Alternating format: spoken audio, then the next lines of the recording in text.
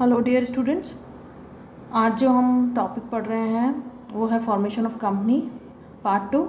Last class में हमने part 1 पढ़ा था, जिसमें हमने पढ़ा था इनकॉर्पोरेशन या समामेलन की विभिन्न चरण क्या होते हैं, जिसमें से हमने फर्स्ट स्टेज जो होती है प्रमोशन स्टेज हमने उसको पढ़ लिया था और उसमें प्रीलिमिनरी स्टेज को हमने कवर किया था। आज हम इसके अंदर इसकी जो स्टार्टिंग फर्स्ट स्टेज हो चुकी है, आज हम स्टार्ट कर रहे हैं सेकंड स्टेज से, जिसे अपन बोलते हैं registration and incorporation of company, company का समामेलन एवं उसका पंजीयन। This stage include total 4 steps, means जो स्टेज 2 है उसके अंदर हम 4 स्टेप्स पढ़ेंगे। फर्स्ट है प्रीलिमिनरी स्टेप्स, प्रारंभिक तैयारी करना। सेकंड है application for incorporation and delivery of documents, जिसे अपन बोलते हैं समामेलन हेतु आवेदन करना और प्रलेखों की सुपुर्दगी करना। थर्ड है रजिस्ट्रार द्वारा प्रपत्रों की जांच करना, scrutiny and registration of documents by the registrar. और फोर्थ है समामेलन का प्रमाण पत्र तथा कंपनी पहचान संख्या, जिसे हम बोलते हैं CIN जारी करना। प्रीलिमिनरी स्टेप्स होती है प्रारंभिक तैयारियां करना। कुछ तैयारियां ऐसी होती है जो प्रमोटर को करके जानी होती है रजिस्ट्रार के पास जाने से पहले।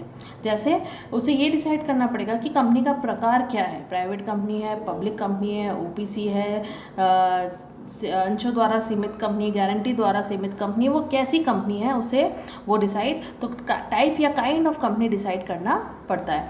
फिर सेकंड आता है रजिस्टर्ड कार्यालय का स्थान निर्धारित करना, जिसे अपन बोलते हैं deciding the place of registered office. उसे ये डिसाइड करना पड़ता है कि उसका जो रजिस्टर्ड ऑफिस किस जगह होगा। ठीक है, मान लीजिए अगर राजस्थान के अंदर कंपनी है तो उसे ये डिसाइड करना पड़ेगा जयपुर में होगा रजिस्टर्ड ऑफिस का, जोधपुर में होगा, अजमेर में होगा, तो उसे अपने रजिस्टर्ड कार्यालय को डिसाइड करना पड़ता है। थर्ड है obtaining DIN number by the prospective directors.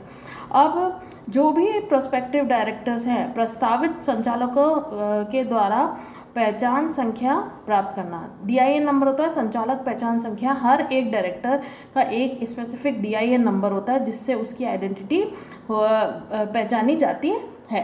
तो अब ये जो DIN नंबर है वो जितने भी उसकी कंपनी के अंदर प्रोस्पेक्टिव डायरेक्टर बनना चाहते हैं उन्हें ये DIN नंबर देना पड़ता है।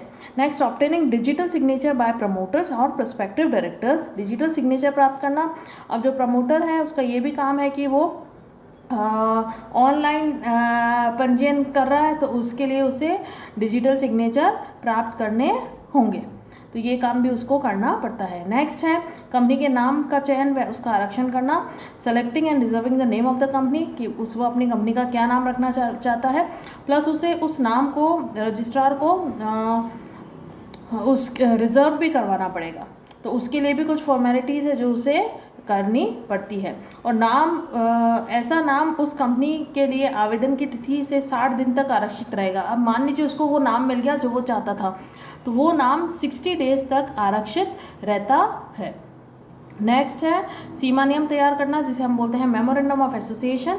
हर कंपनी को अपना मेमोरेंडम ऑफ एसोसिएशन बनाना पड़ता है कि अब अगर वो उसमें डिसाइड करना पड़ता है कि वह कंपनी जो फॉर्म जो है ABCDE कौन सा अनुसूची के अकॉर्डिंग कौन सा वो तालिका सेलेक्ट करती है और उसके अकॉर्डिंग उसको मेमोरेंडम बनाना पड़ेगा। नेक्स्ट है ड्राफ्टिंग द आर्टिकल, अंतर्नियम तैयार करना। अंतर्नियम तैयार करना पड़ता है जिसके अंदर उसको जो भी उसके प्रावधान है उनको ध्यान में रखना पड़ेगा और अपने आर्टिकल को प्रिपेयर करना पड़ेगा।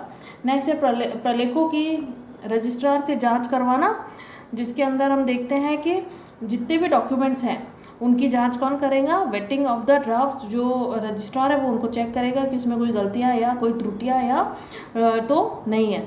नेक्स्ट है प्रिंटिंग ऑफ द डॉक्यूमेंट, सीमा नियम एवं अंतर नियम का मुद्रण करवाना। इसमें जितने भी सीमा नियम है, जो भी सीमा नियम और उसका जो आर्टिकल बना है उसको दोनों को क्या करना पड़ेगा, उसको प्रिंट करवाना, प्रिंट फॉर्म में हार्ड कॉपी में लाना पड़ेगा।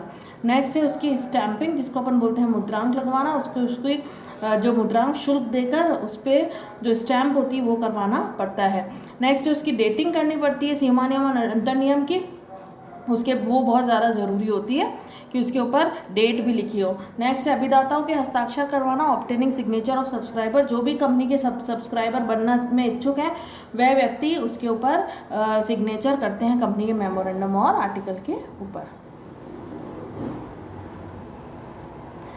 नेक्स्ट है एक व्यक्ति कंपनी की दशा में नामांकित की सहमति प्राप्त करना। मैंने आपको पढ़ाया था कि ओपीसी कंपनी होती है जिसमें हम नॉमिनी को भी अपॉइंट करते हैं। तो INC 3 और INC 4 के जो भी नियम है उसके अकॉर्डिंग एक व्यक्ति कंपनी में जो नॉमिनी है उससे भी सहमति प्राप्त करनी पड़ती है।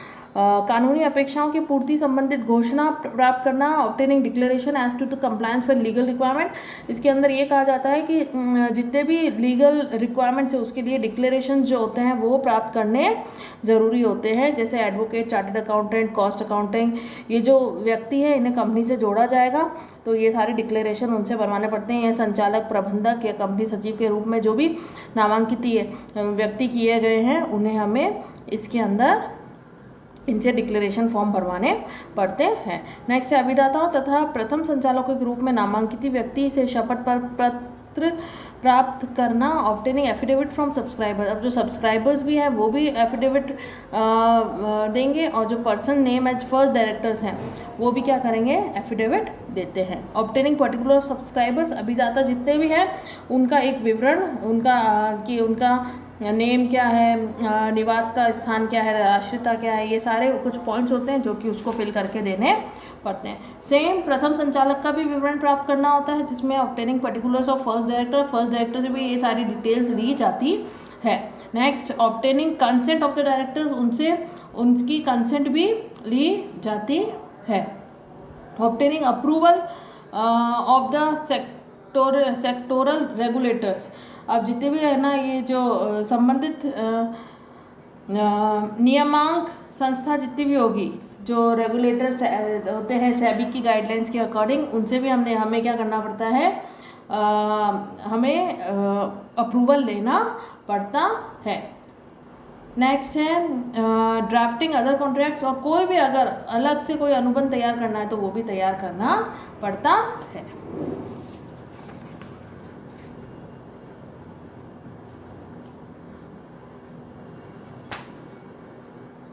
यस अब सेकेंड पॉइंट आता है application for incorporation delivery of documents. हमने क्या करा है, प्रीलिमिनरी स्टेज पर हमने सारी स्टेप्स जो थी वो पूरी कर ली है।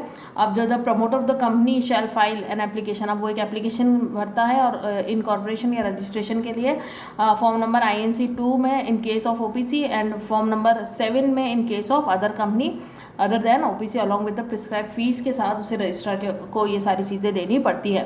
तो एप्लीकेशन शैल भी, अब जो उसकी एप्लीकेशन है उसमें उसे ये सारे जो डॉक्यूमेंट्स हैं वो लगाने पड़ते हैं। जैसे notice of address of communication, कि उसका पत्राचार हेतु पता क्या रहेगा, मेमोरेंडम ऑफ कंपनी, अभी हमने पढ़ा सीमा नियम जो तैयार करा था वो, अप्रूवल फॉर सेक्टोरल रेगुलेट, जो भी संबंधित नियामक संस्था जो होती है उससे भी उसे अनुमोदन लेना पड़ता है, उसकी भी कॉपी वो लगाएगा। कंपनी का आर्टिकल कंपनी को लगाना है। Declaration as to compliant with legal requirements, अभी जो हमने पॉइंट पढ़े थे, affidavit from subscribers and person named as first director, particulars of every subscriber, particulars of first directors, particular of interest of director, consent to act as director, copy of letter confirming reservation of the name।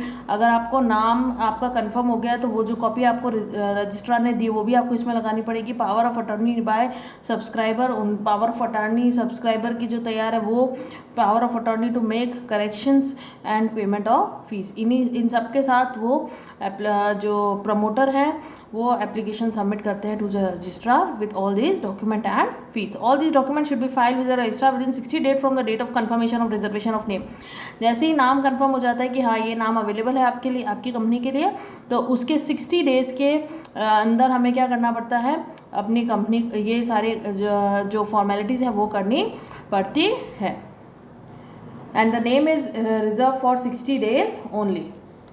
Next third steps आती है registration है समामिलन के अंदर, scrutiny and registration of document. हमने उसको registrar को hand over कर दिए हैं डॉक्यूमेंट। अब रजिस्ट्रार जो है वो क्या करेगा, उसकी प्रपत्रों की जांच करेगा और उसका पंजीयन करेगा। After receiving application and delivery of documents from for incorporation. The registrar shall scrutinize the document. When all the documents are found in order, the registrar on the basis of the document and information filed to him shall register all these document and information in the register of the company.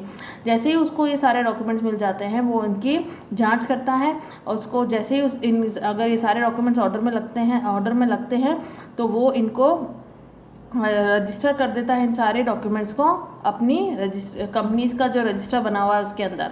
If there is any minor defect, अगर कोई भी minor defect उसको लगता है तो वो उसके जो भी ऑथराइज पर्सन है उसको करेक्शन के लिए या रेक्टिफिकेशन के लिए कह सकता है. ही में ऑल्सो रिफ्यूज़, वो मना भी कर सकता है कि मैं इस लॉफुल ग्राउंड के आधार पर जो भी रीज़न वो दे रहा है कि मैं इस कंपनी को रजिस्टर नहीं कर सकता हूँ.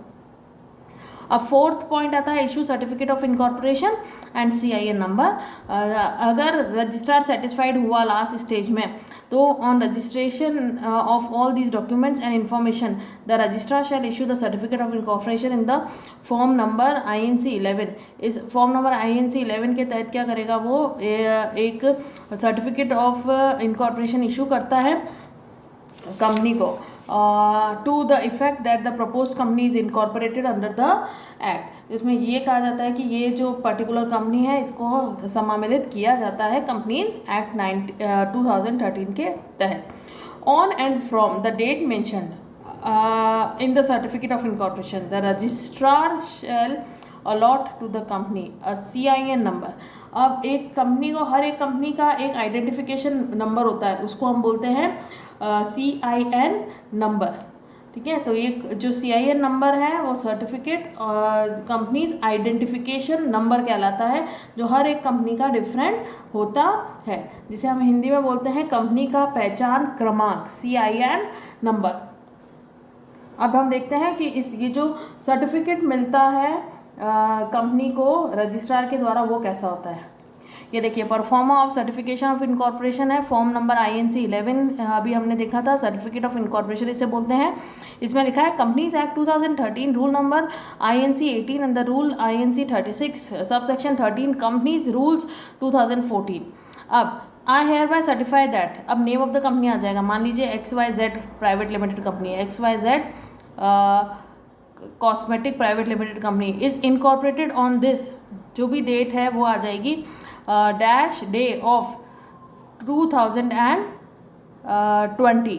तो डेट आ जाएगी under the companies act and that the company is limited by share और गारंटी या अनलिमिटेड कंपनी है. और जो कंपनी का CIN नंबर होगा, मान लीजिए जो भी कोड होगा उसका, वो उसको अलॉट किया जाएगा. Given under my hand at this, जब भी रजिस्ट्रार वो डेट उसको हैंड ओवर कर रहा है, मान लीजिए ऊपर 5 अगस्त थी और आज वो 6 अगस्त को दे रहा है, तो ऊपर 5 अगस्त डेट ऑफ इनकॉर्पोरेशन हो जाएगी और यहाँ पर नीचे आएगी 6 अगस्त को रजिस्ट्रार ने उसको सबमिट उसको ये सर्टिफिकेट बनाया है.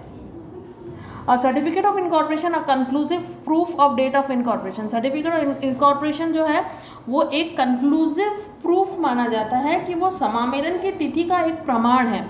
Date of incorporation mention on the certificate of incorporation, जो भी डेट मेंशन्ड है is deem to be the date of incorporation of the company. जो भी डेट मेंशन्ड है हम ये मान के चलते हैं कि उस दिन कंपनी का इनकॉर्पोरेशन हुआ है, उसका समामेलन हुआ है, उसका जन्म हुआ है. When no such date is stated, मान लीजिए अगर वो कोई डेट नहीं उस पर लिखी गई है, तो डेट ऑफ द सर्टिफिकेट, मैंने अभी आपको जैसे बताया था 6 अगस्त है, अगर 6 अगस्त लिखी और ऊपर कोई भी 5 अगस्त नहीं लिखी, तो date of certificate is the conclusive evidence of date of incorporation even it is wrong. अगर मान लीजिए वो गलत भी है तो भी हम क्या मान के चलेंगे कि date of certificate is the conclusive evidence of date of incorporation. अब एक कंपनी का इनकॉर्पोरेशन हो गया तो उसका क्या प्रभाव पड़ता है, तो उसमें क्या चेंजेस आएंगे. सबसे पहले हम देखते हैं इफेक्ट क्या होता है जब कंपनी को हम इनकॉर्पोरेशन कर देते हैं. तो इफेक्ट में हम देखते हैं एमर्जेंस ऑफ कॉर्पोरेट पर्सनैलिटी. वो एक कॉर्पोरेट पर्सनैलिटी के रूप में सामने आ गई है. निगमीय व्यक्ति या निगमीय निकाय का जन्म हो गया है, उसका एक निश्चित नाम है, डेफिनेट नेम है. Capacity to exercise all function, वो सभी कार्य करने की क्षमता रखती है. उसे परपिचुअल सक्सेशन जिसे अपन बोलते हैं अविच्छिन्न उत्तराधिकार प्राप्त होता है. उसकी एक खुद की कॉमन सील होती है. सार्वभौम मुद्रा जिसे हम बोलते हैं. सीमित दायित्व होता है, लिमिटेड लायबिलिटी जिसे अपन बोलते हैं. सेपरेट प्रॉपर्टी होती है उसके, कैन स्यू एंड बी ये सेपरेट प्रॉपर्टी है कंपनी की होती है. एंड इसके नेक्स्ट पॉइंट है it can sue and be sued. ये दोनों अलग अलग पॉइंट है। कंपनी अपनी खुद की पृथक संपत्ति रखती है और उसको ये भी अधिकार है कि वो किसी को भी के खिलाफ केस कर सकती है या कोई भी उसके खिलाफ केस कर सकता है। Binding contracts between company and members, ये जो है कंपनी एवं सदस्यों के बीच एक अनुबंध बनाती है। Validity of incorporation can not be question, कभी भी जो है हम कंपनी की जो वैलिडिटी है उसके ऊपर कभी भी कोई प्रश्न चिन्ह नहीं लगा सकते हैं। Certificate of incorporation can not be cancelled, कभी भी कंपनी का जो सर्टिफिकेट ऑफ इनकॉर्पोरेशन है वो कैंसिल नहीं हो सकता है। अब जो हमने मेन पढ़ा था, मेन जब फॉर्मेशन ऑफ कंपनी को हमने 3 स्टेज में डिवाइड करा था, जिसमें था प्रमोशन, फिर था इनकॉर्पोरेशन या समामेलन या रजिस्ट्रेशन, और थर्ड था कमेंसमेंट ऑफ बिजनेस। तो ये है जब हमने सेकंड स्टेज पूरी कर ली, सेकंड स्टेज में 4 पॉइंट्स पूरे हो गए, तो अब थर्ड स्टेज आती है commencement of business. Every company is entitled to commence its business as soon as it obtains its certificate of incorporation. जैसे ही सर्टिफिकेट ऑफ इनकॉर्पोरेशन मिल जाता है तो हर एक कंपनी को अपना बिजनेस स्टार्ट कर सकती है। If a company fails to commence its business, अगर कंपनी 1 साल जैसे ही उसको सर्टिफिकेट मिला है उसके 1 साल के भीतर अपने बिजनेस को कमेंस नहीं करती है तो रजिस्ट्रार में initiate action for removing it's name from the register. तो रजिस्ट्रार क्या कर सकता है, सेक्शन 248 के तहत उसके नाम को रजिस्टर ऑफ कंपनी से उसमें से हटा सकता है। अब प्रीलिमिनरी या प्री इनकॉर्पोरेशन कॉन्ट्रैक्ट्स किसे बोलते हैं? Preliminary contracts are those contract which are made on behalf of the company even before it is duly incorporated. ये वो कॉन्ट्रैक्ट्स होते हैं जो कि कंपनी का जो प्रमोटर होता है, जब कंपनी का निर्माण नहीं हुआ है उससे पहले वो कॉन्ट्रैक्ट्स बनाता है।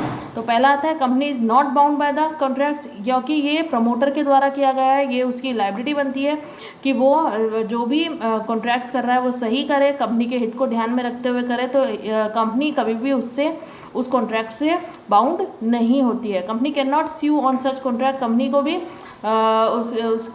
उस कॉन्ट्रैक्ट की वजह से कोई भी स्यू नहीं कर सकता है। फिर आता है नो रेटिफिकेशन। कंपनी के अंदर हम कहते हैं कि इसके अंदर कोई भी परिवर्तन या उसके अंदर कोई करेक्शन नहीं किया जा सकता है। And the promoter is personally liable, और इन सारी चीज़ों के लिए प्रमोटर लायबल होता है। अब यहाँ पर हमारा फॉर्मेशन ऑफ कंपनी जो है वो फॉर्मेशन ऑफ कंपनी का जो प्रोसीजर है वो कंप्लीट हो गया, जिसमें आपको असाइनमेंट करना है। What is certificate of incorporation? Certificate of incorporation किसे कहते हैं? जिसे हम बोलते हैं समामेलन के का जो प्रमाण पत्र होता है वो क्या होता है, सर्टिफिकेट क्या होता है, and what are the consequences of incorporation. और जब एक कंपनी का समामेलन हो जाता है तो उसके क्या इफेक्ट या कॉन्सिक्वेंसेज आते हैं। नेक्स्ट है what is preliminary contracts. Preliminary contracts किसे कहते हैं, जिसे हम हिंदी में बोलते हैं पूर्व के अनुबंध किसे कहते हैं। और थर्ड है discuss the various steps involve in formation of the company, कि सारे जो स्टेप्स हैं आपको जो मेन 3 स्टेप्स मैंने पढ़ाए थे, promotion, incorporation and commencement of business, वो इसके अंदर आपको डिस्कस करने हैं। तो इसके अंदर ये डिटेल क्वेश्चन के अंदर आपसे पूछा जा सकता है। Have a nice day, thank you.